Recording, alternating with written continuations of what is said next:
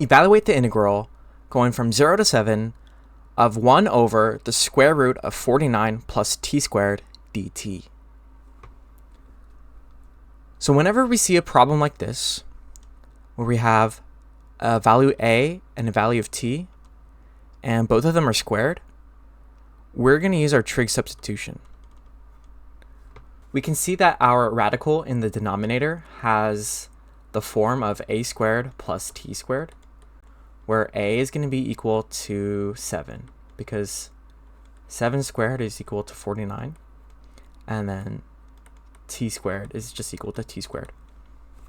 So because it's in this form, we can use our trig substitution of t is going to be equal to a tangent theta. And then we know that our a value is 7, so we'll have t is equal to 7 tangent theta.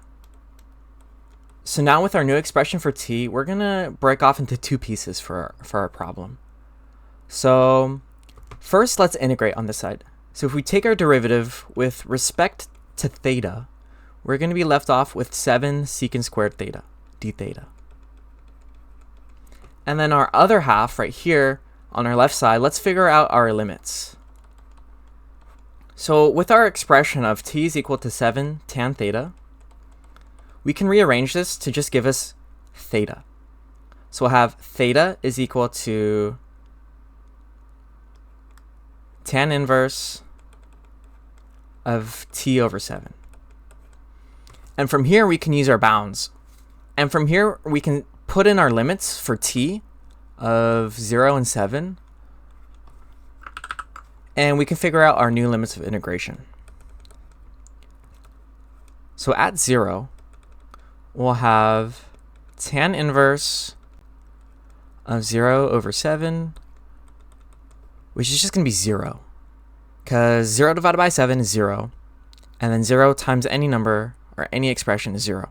So we'll have theta is equal to 0. And then at our limit of 7, we'll have tangent inverse of 7 over 7, which is just the same thing as tangent inverse of 1. And then if we draw our special 45, 45, 90 triangle, tangent is a relation of opposite over adjacent.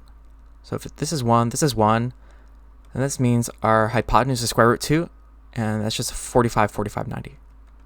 So we can say that our theta is equal to pi over 4. So now that we know our limits, let's just make some room so we can do the other half. So let's write from 0 to 7 is going to become 0 to pi over 4. So now that we have our limits, we can start to rewrite our integral. So we'll have 0 to pi over 4. And then remember our dt on the top, on the numerator, becomes 7 secant squared theta, d theta. And then what about our radical right here? Well, let's do some work on the side. So we have the square root of 49 plus t squared. And then if we know our t value, we can just plug that in. So we'll have 7 tangent theta squared. So if we simplify, we'll have 49 plus 49 tangent squared theta. And if we factor out that 49, we're going to be left off with 1 plus tangent squared theta. Now we can use our trig identity of 1 plus tangent squared theta is equal to secant squared theta and substitute this into here.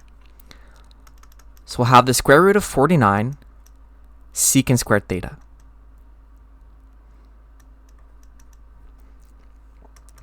And square root of 49 secant squared theta is just going to be 7 secant theta.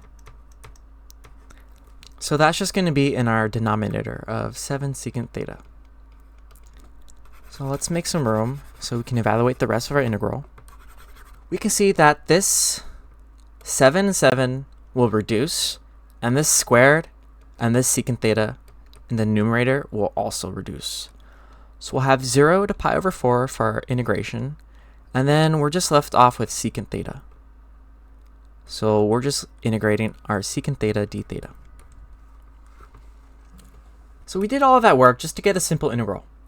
So secant theta is one of those integrals where you just have to remember, But the integral of secant theta is going to be ln times the absolute value of secant theta plus tangent theta. And of course, this just goes from 0 to pi over 4. So plugging in our limits, we'll have ln of... So let's figure out what secant of pi over 4 is. So we know this can be rewritten as 1 over cosine of pi over 4. And if we look at our 45, 45, 90 triangle of 1, 1, square root 2. So we know cosine is a relationship between the adjacent and the hypotenuse. So if we have our reference angle in the bottom left, our adjacent side is going to be 1. And then our opposite side is square root 2. So if we have 1 over square root 2, we move this radical up to the top, and we'll have square root 2 over 1, which is just equal to square root of 2. So secant of theta is going to be equal to the square root of 2. So how about our tangent of theta? Let's just make some room. We'll keep the same triangle since we're using the same angle. Our tangent is the relationship between opposite and adjacent. So again, opposite of our angle on the left is 1, and adjacent is going to be 1. So just 1 over 1 is equal to 1. So tangent theta will just become 1. And we don't have to worry about anything else because our bottom limit is 0. If you have 0 angle, you're not going to have any sides. So there's just nothing. So then we have ln of square root 2 plus 1 as our final answer.